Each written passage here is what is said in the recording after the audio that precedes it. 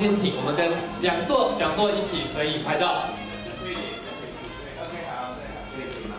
哎，看前面，看这边正前方，哎，好，还有点笑容，这里，再喜悦一点。对，再看第一个，拿高一点，低一点，这样，低一点，对，好，麻烦这边一下，这边。是我刚才就想，哎，我都没有看到，等到明天。要只拍自己。啊，对对，那一个现在那个。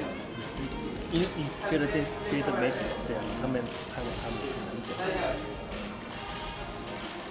好，好，谢谢。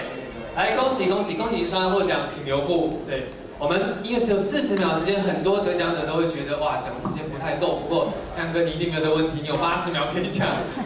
恭喜你双料获奖，那跟大家分享一下这2个奖项对你而言的意义和我们这些获奖背后的干货吧。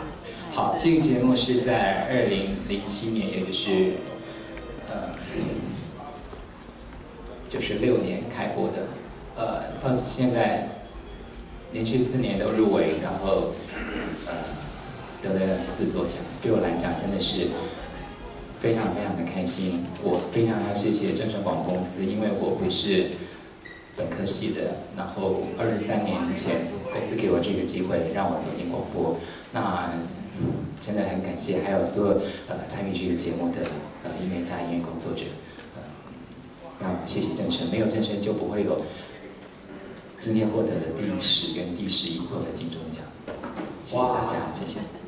哇，太阳哥真的非常恭喜你，家里这个讲座快要没有地方可以放了，恭喜！因为这个不是很有钱，所以就拿这个当家里的这个状况摆设，谢谢。是恭喜，那也期待您明年继续有这样的好表现，谢谢您，谢谢。节目主持人。